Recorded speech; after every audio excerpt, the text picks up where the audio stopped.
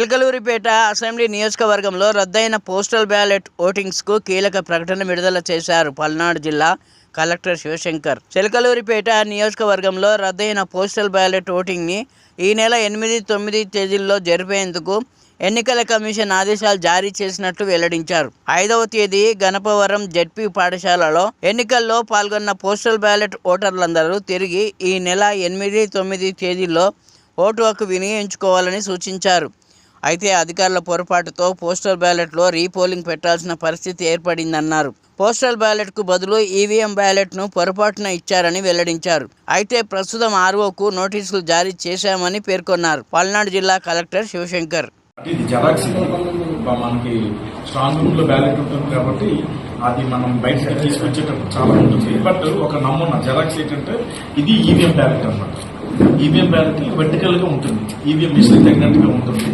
ఇందులో ఓన్లీ ఇక్కడ ఒక బ్యాలెట్ నెంబర్ ఉంటుంది. సేమ్ క్యాండిడేట్స్ పేర్లు కానీ క్యాండిడేట్ ఫోటో కానీ అలాగే సింబల్ కానీ అన్ని సేమ్ గా ఉంటుంది. ఇదేమో పోస్టల్ బ్యాలెట్. పోస్టల్ బ్యాలెట్ ఏంటంటే రెండు క్యాండిడేట్లు చొప్పున పక్క పక్కన ఉండి ఇలాగా ఒక A4 సైజ్ పేపర్ లాగా ఉంటుంది. సో దీనివల్ల అక్కడ రెండు సేమ్ గా ఉండటం, పేరు కానీ ఫోటో కానీ సింబల్ కానీ అన్ని ఒకేలాగా ఉండటం వల్ల ఇది అక్కడ స్ట్రాంగ్ రూమ్ లో తీసుకునేటప్పుడు ఒక ప్యాకెట్ బదులు ఒక ప్యాకెట్ తీసుకుని వచ్చి చేయడం జరిగింది. బట్ ఏదైనా సరే అది ఇచ్చినప్పుడు ప్రెసిడెంట్ హౌసెస్కి ఇచ్చినప్పుడు అది గమనించకపోవటం అనేది అది చాలా పెద్ద తప్పు. దానికోసం అని చెప్పి ఇప్పుడు వెంటనే ఈ ఫెసిలిటేషన్ సెంటర్కి ఎవరినైతే ఇన్ఛార్జ్ మనకి గైడ్లైన్స్ ప్రకారం పోస్ట్ బ్యాలెట్ ఫెసిలిటేషన్ సెంటర్కి మన ఆ కాన్స్టిట్యున్సీలో ఒకరిని ఒక స్పెషల్ ఆఫీసర్గా ఒక ఇన్ఛార్జిగా మనం నియమించాలి. ఇక్కడ మనం నియమించింది ఏఆర్ అంటే ఒక తహసీల్దార్ వరకుమార్ని మనం ఇక్కడ ఈ ఫెసిలిటేషన్ సెంటర్కి ఇన్ఛార్జిగా నియమించడం జరిగింది. ఇది వరకుమార్ది పూర్తి బాధ్యత. ఏ బ్యాలెట్ మనం తీసుకొస్తున్నా, ఏ బ్యాలెట్ పీఓస్కి ఇస్తున్నాము ఏంటన్నది ఆయన బాధ్యత. ఆర్ఓ గారు సూపర్వైజ్ చేసుకోవాలి రిటర్నింగ్ ఆఫీసర్. ఎందుకంటే ఒక పక్కన కమిషనింగ్ జరుగుతుంది ఈవీఎంస్, అది చాలా important exercise. And post ballot ఒకటి ఇక్కడ జరుగుతుంది. ఈ సైమల్టేనియస్ ఎక్సర్సైజ్ లో ఆయన కూడా పూర్తిగా పర్యవేక్షించాలి. సో ముందుగా అయితే ఏఆర్ వరకుమార్ది తీవ్ర నిర్లక్ష్యంగా పరిగణించడం జరిగింది. అలాగే ఆర్ఓ నారద ముందు కూడా నిర్లక్ష్యంగానే పరిగణించడం జరిగింది. అందువల్ల వెంటనే ఇప్పుడు ఏఆర్ఓ వరకుమార్ సస్పెండ్ చేయడం జరిగింది. నారద ముందు గారు కూడా షోకాజ్ నోటీస్ అన్నది ఇవ్వడం జరిగింది. సో ఇటువంటివి ఇంకా ఎక్కడ కూడా అప్పుడు రిపీట్ కాకుండా ఇందాక మీరు అడిగినట్టుగా 1929 పోలింగ్ స్టేషన్ అది ఈవీఎంస్ లో చేస్తాం. యాక్చువల్గా పోస్ట్ బ్యాలెట్ అన్నది ఏంటంటే కొంచెం ప్రొసీజర్తో పని. ఏంటంటే అందులో 13 year డిక్లరేషన్ ఉంటుంది. డిక్లరేషన్ మీద ఎలక్టోరల్ సిగ్నేచర్ పెట్టాలి, అటెస్టెడ్ ఆఫీసర్ తోటి సంతకం పెట్టాలి. తర్వాత పోస్ట్ బ్యాలెట్ సీరియల్ పేపర్ మీద ఉన్నది అదే నెంబర్ యాజ్ ఇట్ ఈజ్ గా అక్కడ 13B మీద రాయాలి. అలాగే ఇన్నర్ ఎన్వలప్ ఆ కవర్ మీద కూడా రాయాలి. సో ఇలా ప్రతిదీ కూడా పోస్ట్ బ్యాలెట్ అన్నది ఏంటంటే ఈ ఎవరైతే ఓటు వేస్తున్నారో వారంతా కూడా కరెక్ట్ గా ఓటర్ ఎలక్షన్ డ్యూటీ ఉన్నారా, వారందరూ సరైన ఓటర్లా కాదా అన్నది నిర్ధారించడం కోసం ఇంత ప్రాసెస్ పెట్టడం జరిగింది. ఇంత ప్రాసెస్ పెట్టడం వల్ల ఏంటంటే చాలా లాజిస్టిక్స్, చాలా హ్యూమన్ రిసోర్సెస్ ఇవన్నీ కూడా పెట్టాల్సిన నేపథ్యంలో ఈ బ్యాలెట్ బదులు ఈ బ్యాలెట్ అన్నది పెట్టడం జరిగింది. ఖచ్చితంగా ఇదైతే ఇటువంటి మిస్టేక్స్ అన్నది ఎక్కడ కూడా రిపీట్ కాకుండా మళ్ళీ ఆర్ఓస్కి ఏఆర్ఓస్కి ప్రతి సబ్జెక్ట్ లోనూ కూడా ట్రైనింగ్ అన్నది ఇవ్వడం జరుగుతుంది. వాళ్ళందరికీ బెటర్గా ఓరియంటేషన్ ఇవ్వడం జరుగుతుంది. ఇప్పుడు మన ముందు ఉన్న ప్రధానమైన ఎక్సర్సైజ్ 3. ఒకటి హోమ్ ఓటింగ్. హోమ్ ఓటింగ్ అన్నది రేపు ఎల్లుండి జరుగుతుంది. 8, 9 తారీఖులో జరుగుతుంది. జిల్లా వ్యాప్తంగా 1350 మంది ఓటర్స్ ఉన్నారు. సో ప్రతి కాన్స్టిట్యున్సీలో కూడా మండల్ వైజ్ ఒక టీంని ఏర్పాటు చేసుకున్నారు.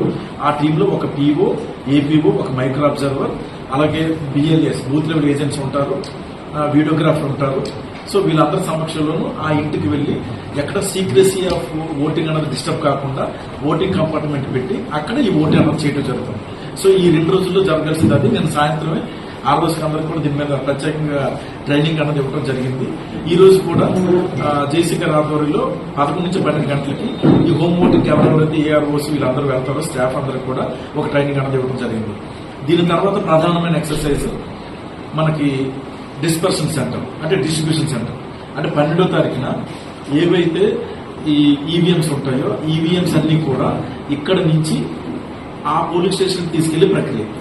సో కరెక్ట్ పోలింగ్ స్టేషన్ కి కరెక్ట్ ఈవీఎం వెళ్లాలన్నది మనము దానికోసం మనం అందుకే జనరల్గా ఇవన్నీ కూడా జిల్లా కేంద్రంలో చేస్తారు.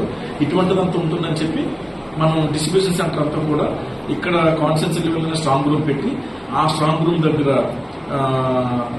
ఇప్పుడు మనకున్న 250 నుంచి 300 పోలింగ్ స్టేషన్స్ ఉన్నాయి. సో వీళ్ళందరూ కూడా ఇక్కడ మనము ఏర్పాటు చేయడం జరిగింది.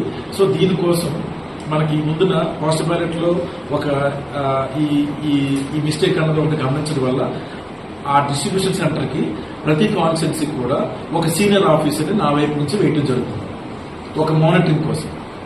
అక్కడ ఏదైనా అబ్జర్వేషన్ లో ఏదైనా గ్యాప్స్ ఉన్నా, బస్సెస్ అది కంజెషన్ ఉన్నా, సెక్టర్ ఆఫీసర్స్ కానీ ఈవీఎంస్ కానీ అక్కడ ప్రిసైడింగ్ ఆఫీసర్స్ వీళ్ళందరూ అటెండెన్స్ కానీ అందరూ కరెక్ట్ గా వచ్చారు లేదన్నది ఆర్ఓ డిఎస్పీ చూస్తారు. బట్ వీళ్ళిద్దరితో పాటు అదనంగా జిల్లా కలెక్టర్ వైపు నుంచి కూడా ఒక ప్రత్యేకమైన ఒక స్పెషల్ ఆఫీసర్ లాగా ఈ డిస్ట్రిబ్యూషన్ సెంటర్ కూడా వేయటం జరుగుతుంది. డిస్ట్రిబ్యూషన్ తర్వాత మన ప్రధానమైన ప్రక్రియ పోలింగ్ సజావుగా జరగటం. అక్కడికి వెళ్ళిపోయిన తర్వాత ముందు రోజు వెళ్ళిపోయిన తర్వాత అక్కడ కూడా పూర్తిగా ఏర్పాట్లు చేయడం జరిగింది. సెక్టర్ ఆఫీస్ అందరూ కూడా అన్ని పోలింగ్ స్టేషన్లు తిరిగి అక్కడ ఏఎంఎఫ్ ఎస్యూడి మినిమం ఫెసిలిటీస్, పవర్ ఉందా, వాటర్ ఫెసిలిటీస్ ఉన్నాయా, టాయిలెట్స్ ఎలా ఉన్నాయి, ఎందుకంటే నైట్ అక్కడే పోలింగ్ స్టాఫ్ ఉంటారు కాబట్టి అవన్నీ చూడటం. నెక్స్ట్ డే వాటర్స్ కూడా అక్కడ చక్కగా క్యూలో వచ్చి ఎన్నిక అక్కడ పోస్ట్ బ్యాలెట్ ఈవీఎం బ్యాలెట్ వినియోగించుకునే విధంగా అదంతా చేసుకోవడానికి కావాల్సిన అన్ని ఏర్పాట్లు కూడా చేయటం జరిగింది. సో ఆ తర్వాత మెయిన్ ఏంటంటే సాయంత్రం పోల్ అయిపోయిన తర్వాత అక్కడి నుంచి తీసుకురావాలి. అది very very important thing. So అక్కడ వెంటనే మళ్ళీ జాగ్రత్తగా బస్సులో ఈ ఈవీఎంస్ అన్ని కూడా తీసుకొచ్చి సెక్టర్ ఆఫీసర్, ఒక పీఓ, ఒక ఏపీఓ, మనకున్న 3 నుంచి 4 ఓపీఓలో ఇంకొక ఓపీఓ, పీఓకి సపోర్ట్. ఎందుకంటే ఒక డిఈ ఉంటుంది, ఒక సిఈ ఉంటుంది, కంట్రోల్ యూనిట్ ఉంటుంది, ఒక వీవీప్యాట్ ఉంటుంది, ఇంకా మెటీరియల్ ఉంటుంది, టెండర్ బ్యాలెట్, ఛాలెంజ్ ఓట్స్, ఇలా చాలా మెటీరియల్ అంత ఉంటుంది. ఇవన్నీ కూడా జాగ్రత్తగా రిసెప్షన్ సెంటర్ ఏదైతే మనం నర్సరాపేట జిల్లా హెడ్ క్వార్టర్ లో జేఎన్టీ దగ్గర పెట్టామో అక్కడికి రిసెప్షన్ కి ప్రాపర్ గా ఉండే విధంగా వీళ్ళందరూ కూడా జాగ్రత్తగా ఇక్కడ నియోజకవర్గంలో